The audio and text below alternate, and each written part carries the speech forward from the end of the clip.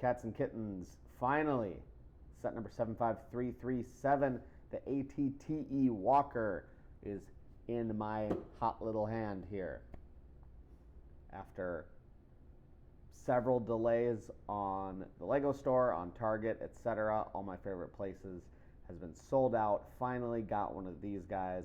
We're going to check it out. Super excited for this one, as I'm sure all of you are. Let's take a look at the box art. As you said, set number 75337, 1,082 pieces.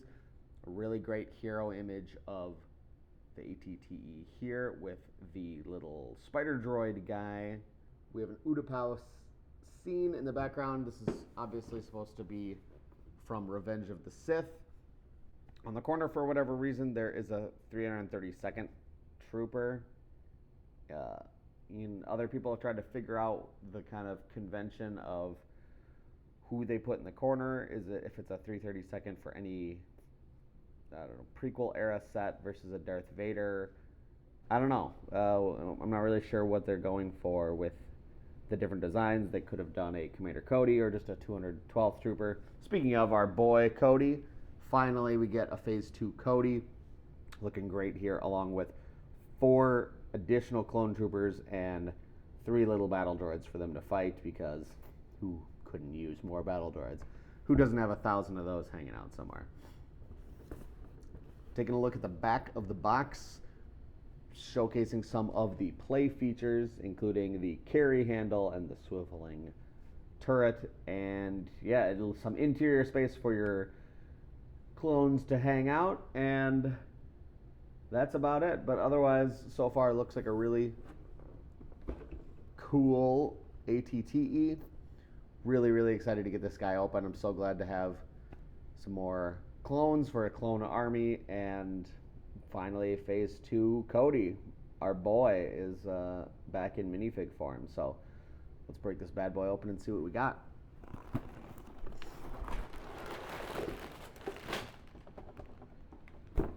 So quite a few bags here and a pretty substantial looking instruction sheet.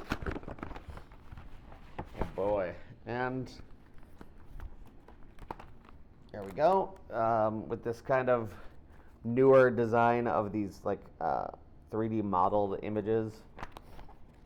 And other than that, pretty standard looking sticker sheet or instructions, and a pretty small sticker sheet just with some little textures and Republic logo for the side. So let's start building.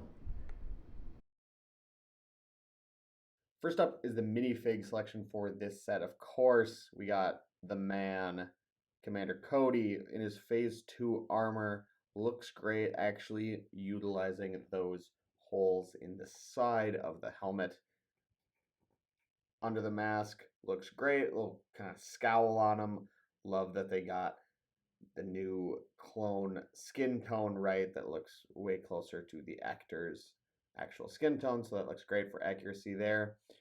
Waist printing, foot printing, the helmet itself looks so cool. I think they just nailed it on this. And of course, what we're going to talk about is how the holes connect above, where there's still that little nub, under where the visor connects, which is kind of duplicative. It presumably where the visor should connect.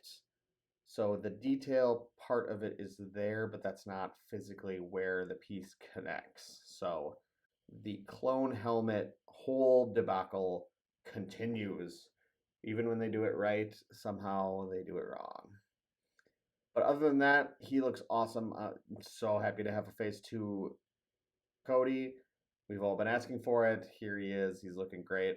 Next up, we have our clone trooper with the candlestick blaster rifle on it. There are those great holes, as we've talked about. You get 3 of these in the set, which is awesome. I think it's a great number. I could easily see them trying to get away with 1 even, or 2. Knowing Lego and the way they do minifigs, I could easily see this set coming with a lot fewer minifigs, so it's awesome that we get 3 of these guys. I'm very confused by the little schmutz that's on his helmet on the mask. If anybody knows why that's there, unless it's just for some weathering, because as you'll notice, some kind of weathering on the top of the helmet and throughout, because this is an Utapau set, we're thinking they're in battle, so they're not going to have a pristine armor.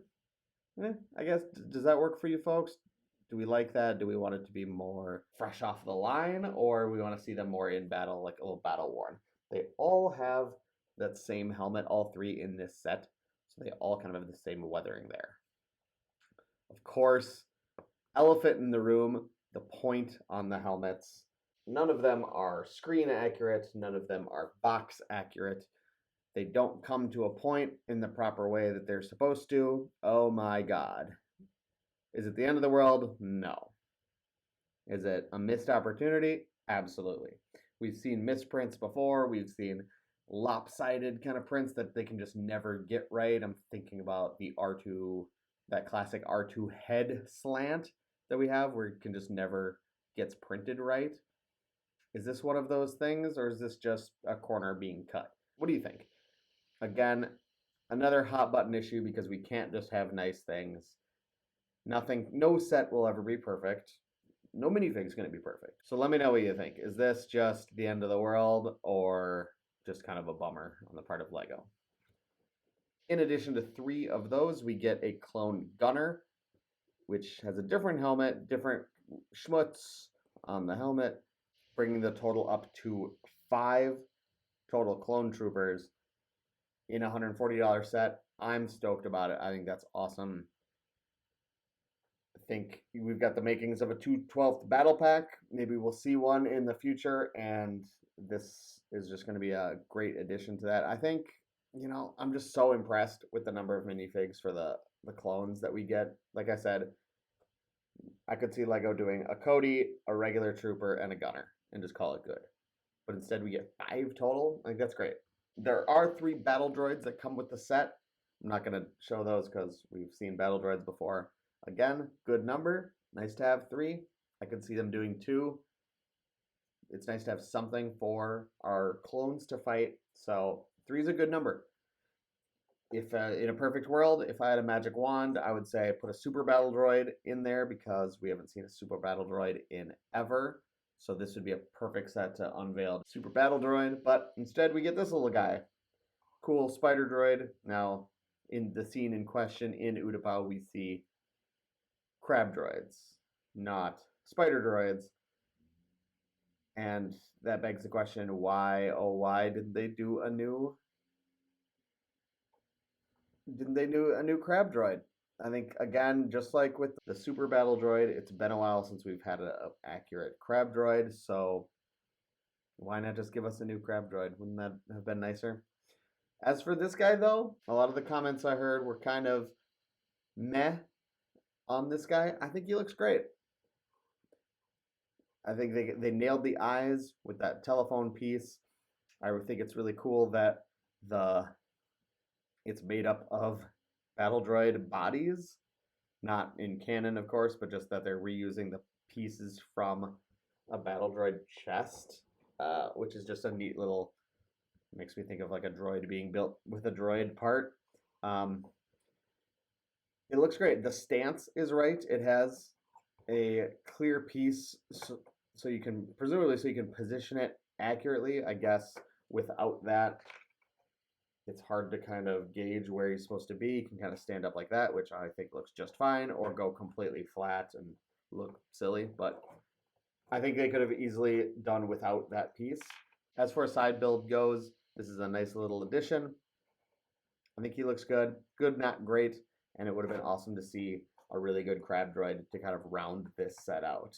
You know, again, we get 2 super battle droids, turn this into a crab droid, maybe even charge 20 more bucks. I don't know. I think that would have put this whole package well over the edge from just really good to incredible. So speaking of the entire build, let's go to the main event. All right, so here it is. A lot of features on this ATTE. We've got, of course, the main mass driver cannon, 4 ball turret cannons on the front, 2 in the back. Really good accuracy there. Carry handle is always nice, especially we have these free flowing legs, so they just kind of hang out there, but then when you set it down, it lands in a stance that, you know, it's kind of supposed to be in, either move forward or back. Love that feature, and love that you can just pick it up easily, so I'm not trying to awkwardly grab it from the bottom or grab it from the turret, which of course is going to fall off. Great little feature to have. 2 stud shooters at the top, the newer stud shooter design that's a lot less invasive than what we've had previously, or for like a spring-loaded shooter. I'm so glad they went with this design. My favorite part, of course, is if you want to be a purist and take these off, you easily can just pop them off, and you don't have to have that in your build. Again, I usually like to keep things the way that LEGO intended, so I don't like to mod too much, even if it is a slight removal. But they look great. They're not, you know, there's some playability there. The turret rotates around, it can angle up, doesn't have full, you know, it gets there. It gets you there. So the big play features, we have the cockpit that opens up. Nothing really going on in here, but we've got a little, just little sticks for a controller. Chrome pipe fits right in there, and there she goes.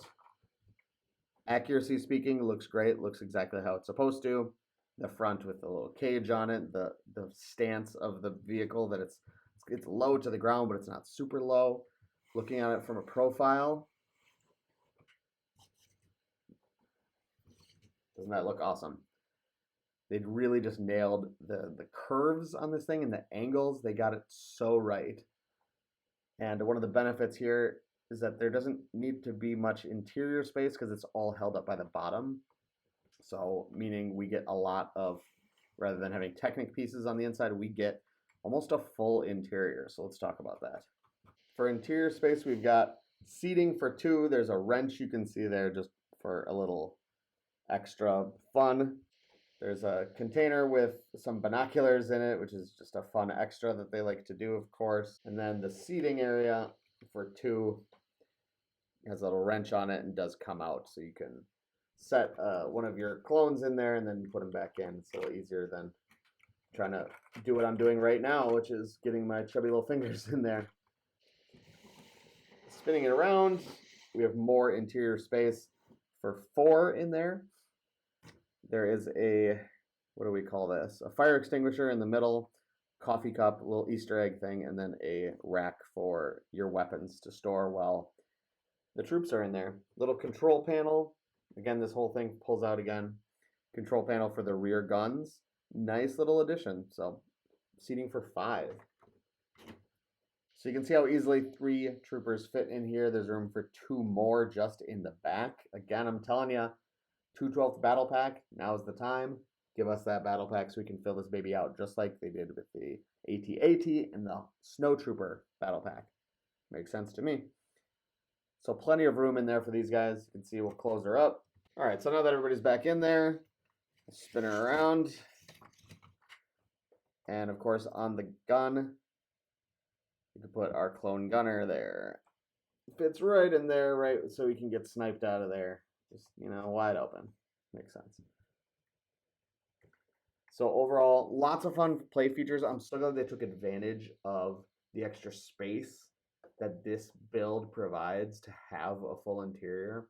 You know how I feel about displayability, and that's going to be my primary focus rather than play features, but this fact that you can store the troops inside is really cool. Of course, the play features are going to be great for kids. And I just can't say enough good things about the way this tank is built. It was a joy to build with so many pieces, but it wasn't repetitive the way some builds are of, here, do this whole thing and then do the same thing again. With the legs being really simple here. You can see these precursor AT-AT legs are pretty similar, but they're quick to build. The interior was nice. It's so great to see it come together in little bits as opposed to other builds I've done that are just kind of monotonous or they're just not fun. This was just, the build techniques were fun. They were a joy. I love the midsection here actually looks true to life of having like an accordion section so the front and back can move independently. And just look at that stance. Like there's not a bad angle on this thing. They got that kind of low to the ground beetle looking thing, but it also looks big and menacing. They just, from the front, there's no bad way to look at it. They really just nailed this. They knocked it out of the park with the build.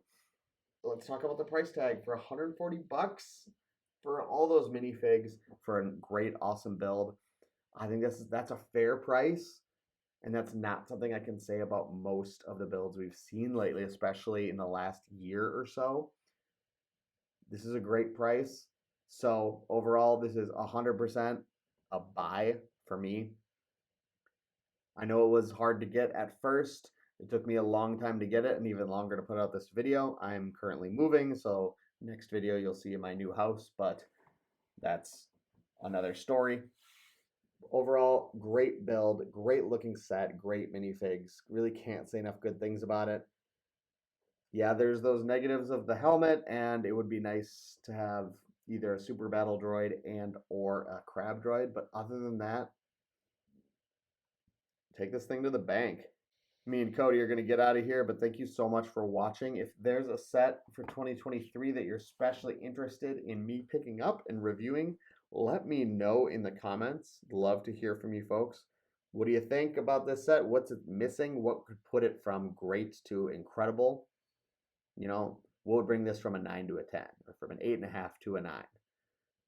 Let me know what you think. Love to hear from you. Thanks for checking me out. Check out the other videos, and see you soon with the next review. All right, folks, take care. Goodbye.